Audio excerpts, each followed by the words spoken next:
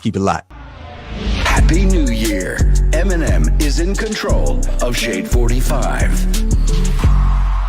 Hey man, Gray Rizzy up here with Eminem right now on Shade 45. Music to be murdered by Side B. The deluxe edition is out there right now.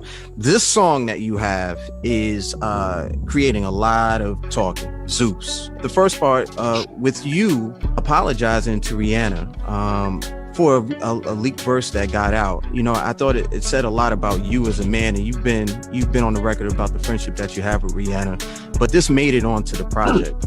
Why the apology now? Well, it was pretty recently that verse had leaked, and honest to God, I told Paul this when it first happened. I was like, first, I didn't know how somebody got it. Second of all, I have zero recollection of even remembering doing that verse. Like the rhyme schemes didn't even sound like familiar to me. So I was caught off guard too. I was like, what the fuck? I said that? And that was during early stages of the Relapse record that I was working on. So, it's 10 plus years old, but I'm not making excuses for it. I said it and I was wrong for saying that. It was fucking stupid. A lot of times, especially with the Relapse record, when I first started learning how to rap again because of the drug situation that I went through and having to relearn a lot of things, that was one of those things that it was like, well, if it rhymes, say it. I think that being able to look back, I mean, that's not even an excuse, but I'm just saying there was a phase I was going through with that Relapse record. I don't know. It's one of those things. I think I just said it because it rhymed, and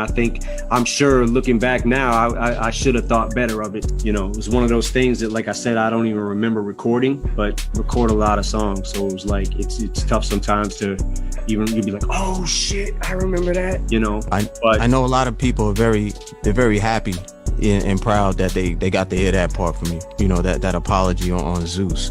There's also a reference where, not even a reference, where you're talking about or speaking to Snoop in the sense of you don't need to be dogged by him, and I didn't know exactly when or where. What did Snoop do that made you put this line in this song? Well, a couple of months ago, he was doing an interview with The Breakfast Club. Somehow my name got brought up, and he was saying things about, I'm not in his top 10, and everything he said, by the way, was fine, up to a point.